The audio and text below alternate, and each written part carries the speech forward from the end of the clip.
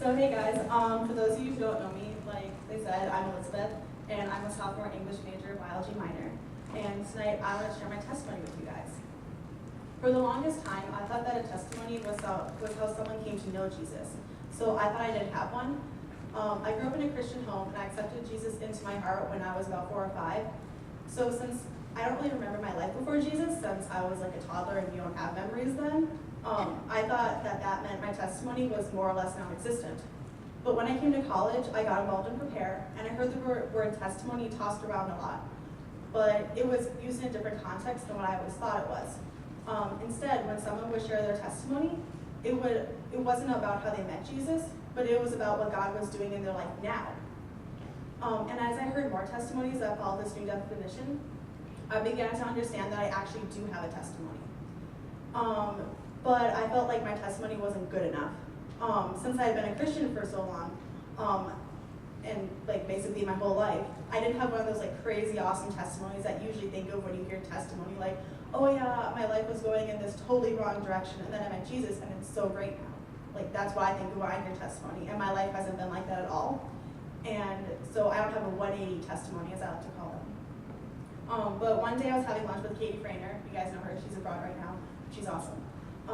And we were talking about testimonies. And she's the one who first told me that my story does matter, and it's so important because I don't have a 180 story. She told me that makes me more relatable since I grew up in the church, and since I've basically been a good girl my whole life, and I've never gotten into trouble, because she said that's what most people go through, especially when they have grown up in the church. So my testimony was important because it was so different from what you normally hear. So this is where my testimony starts. As I mentioned earlier, I grew up in the church and became a Christian when I was little. I had just watched the Jesus for Kids movie with my mom and little sister, and at the end there was a prayer to accept Jesus into your heart. And me and my sister prayed the prayer, but I remember doing it out of fear because I was like, I want to go to heaven. I'm not going to that scary place called hell, so Jesus, I'm definitely with you. That's probably not the best reason to invite the Lord of the universe into my heart, but that's where it started. In youth group, I was the Hermione Granger, the know-it-all.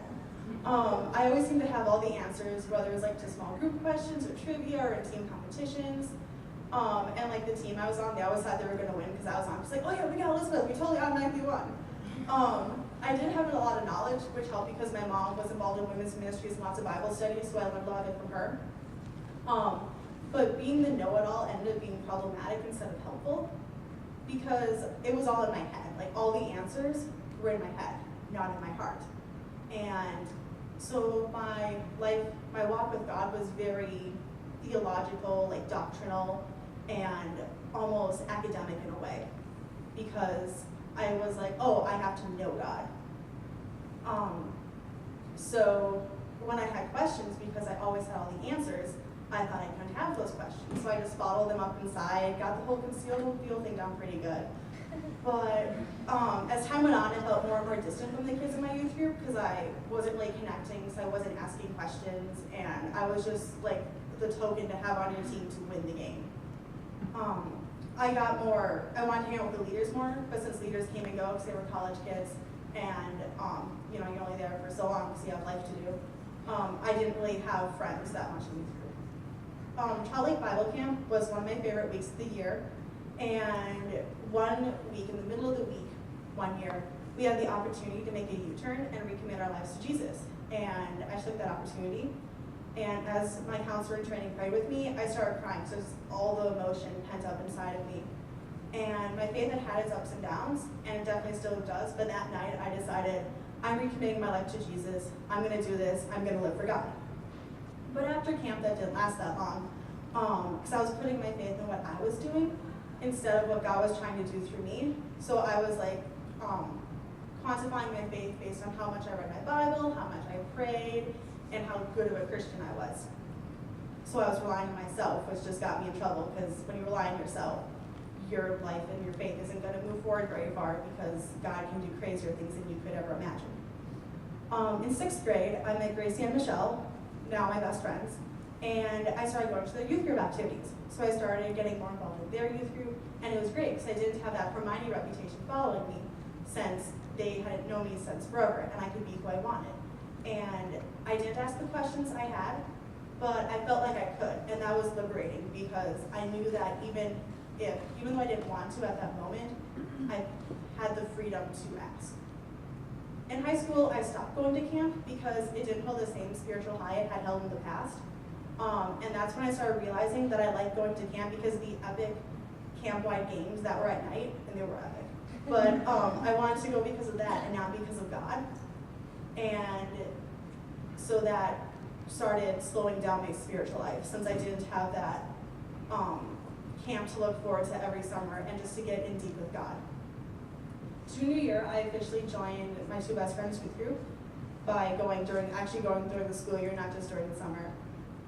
And the summer before senior year, I went to their camp too. And that was, up until that point in my life, it was the highest peak spiritually I had ever had. And it was a smaller camp, so the games weren't as crazy and awesome. They were, I take it back, they were still awesome, maybe awesomer, because we played sock games, and we had to like tear each other's socks off our feet. It was basically like wrestling. It was pretty great. But since the games weren't so theatrical, I was able to focus on God instead of myself. And so I went into senior year on fire for God, but again, I was relying on myself, so that didn't pan out very well. And senior year was probably one of the lowest points spiritually in my high school career. Are you sensing a trend yet? Like, oh, great, spiritual high, I can do it myself. Oh, no, I can't, this sucks. I guess I'm a bad Christian. But the summer before freshman year, I went to a youth conference with, again, Grace St. Michelle's church, and I expected it to be a huge spiritual high, but it wasn't. So I tried to fabricate one for myself, but that didn't work, because again, I was trying to do it myself instead of God. And then I came to Gustavus, not really as spiritually ramped up as I was expecting to be. But I was excited because I'm like, hey, this is another fresh start. I don't have to be the Hermione Granger anymore. I can be the Christian I want to be, and I can get involved in all these organizations, and they're right there on campus. So it's going to be great because I can just walk outside my door and boom, Christian opportunity. I don't have to drive for 5 minutes, which isn't that bad. But comparatively, it's great. And again, I was trying to do things myself. I was counting the number of things I was doing in my walk with God instead of focusing on God himself.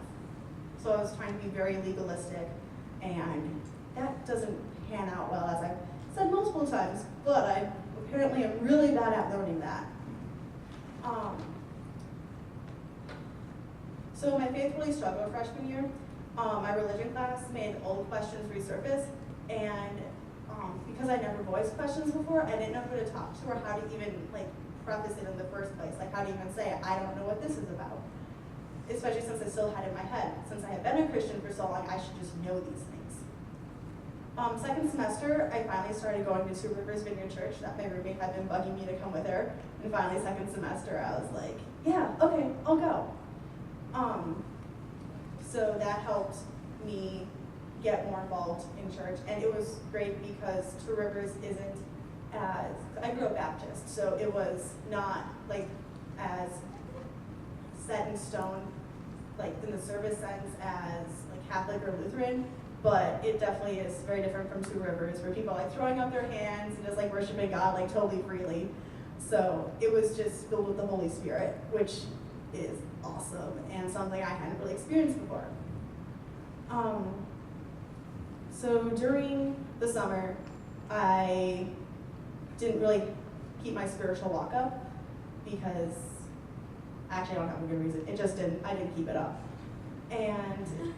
But me and my best friend had decided, okay, starting the school year, we're gonna read the Bible in 1 year, and we're just gonna do it, whatever plan we want, we're just gonna be in it together. It'll be great. So I started out the school year awesome. I was reading my Bible every day and getting up early, which I hate doing, and spending time with God every day. But as school started kicking in and I couldn't get up at 7 in the morning every day, then it started fading away and my walk faded again. But God started talking to me, which I hadn't noticed before. And he told me I was not going to study abroad where I thought I was going to, but instead I was going to go to a different program. And I was like, God, what are you doing? I've planned everything perfectly. Why are you messing this up? And he's like, no, you're totally going here. And I'm like, oh, okay. And I applied to that program and I got in, so it was obviously God's voice. So that was in September, and then November rolled around.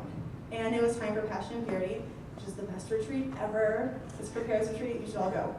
And I was super excited about it, and I've been thinking about getting baptized. And then the second day, one of the speakers talked about how the longest journey you'll ever take is from your head to your heart. And that was exactly what I needed. I didn't know it until she said it, but when she did, I'm like, that's what I want, that's what I need, that's what I don't have in my life. Since I was so legalistic, I'm like, Hermione, I'm like, in my head. But it needs to be downloaded, like transferred to my heart. And because I remember asking my mom during high school, how do you know you're saved? Because I was thinking, how do you know? Like, how do I know in my head? Like, what list of facts do I have? And she had just replied, you just know. And I'm like, Mom, that doesn't help. I need to, like, tell me a list. But at Passion and Purity, once I had pinpointed I needed it in my heart, I asked God, I'm like, God, okay, spark that fire. I want it in my heart. Give it to me because I need it. Then I could suddenly feel it. And I did get baptized. I'm like, okay, time to get baptized. I gotta make this not necessarily official, but I was ready to proclaim it and say, God is in my heart. I want the world to know. So I got baptized, and after that, I could really feel like the fire going, and I'm like, this is amazing. So I can feel it, and I was super happy, and you can ask like any of my friends. So I was just on fire, and I'm like, yes, this is the best thing ever. So that was an incredible experience, because I had been baptized when I was in 3rd grade. For some reason, I don't know why I wanted to be. Because it was a thing Christians do. I'm like, oh, Christians get baptized. I've been a Christian for like 4 years of my life since I was a little 8-year-old. I'm like, I'll get baptized, yeah. And for some reason, I wanted to be a church member, and you have to be baptized to be a church member. I don't know why I wanted to do that. I guess I wanted to go to financial meetings. I don't know. But that was my reasoning behind it. It was like a list of things to add to my Christian resume. Like, oh, I've been baptized, and I'm a church member, and I'm 8 years old. That means I'm amazing. But when I got baptized at Passion and Purity, it was a heart decision instead of a head decision, which is the right way to do it. Because if you're just using it to stack it up, it doesn't really mean anything. It's your choice, but it's not your soul's choice. It's not your spirit's choice. And when it's in your heart, your spirit is saying, God, I want you. This is what I want. And I'm letting the world know. Getting baptized doesn't make you a Christian in any means, and you don't have to get baptized if you are a Christian. But for me, it was my way of saying, God, I'm all in. I'm jumping in with 2 feet. I'm not just like tapping my toe in the water, wading in the shallow end. I'm taking a cannonball off into the deep end. That was my declaration. And after getting baptized, I can feel a peace in me, which is new. Like, it doesn't just feel like it right away, but looking back, I'm like, hey, I was fine. There was something there that I hadn't had before, and it was God's peace. He was letting me know, hey, you're okay, I got you. Don't worry. And my life still has its ups and downs, and my faith has its ups and downs. Right now, I'm at a lower point, because I haven't been being good confession about spending time with God. But I still feel him there, which hasn't happened to me before, which is really incredible. And that's where I'm at now. So to sort of wrap this up, Katie convinced me that my story was worth sharing, and some nudging from God definitely helped. Like when Zach mentioned, oh, if you want to speak, I started my heart beating fast, and I'm like, oh crap, God, you want me to speak in front of people. This isn't okay. But I know that once I say yes, then it'll stop, so I'll just do it. So I just want to let you guys know that your testimony is worth something, even if it's not exciting or you think it's lame. Someone will benefit from hearing it. A couple weeks ago, I shared the shortened version of my testimony, and afterwards someone came up to me and said that she wanted to talk more because my testimony correlated with what she was going with. And I was not expecting that at all, and I just thought, wow, my story does count. Someone can relate, and that was wonderful feeling that, because I hadn't felt that way before, and I'm 20 years old. And also it was like evidence, like proof of what Katie had told me, that someone could relate to me, which was awesome. So don't think that your testimony is something like to just keep inside and not to be shared. It's scary getting up in front of people. You can ask my roommate, I was freaking out like all day. like actually, like up to the moment like I walked up here.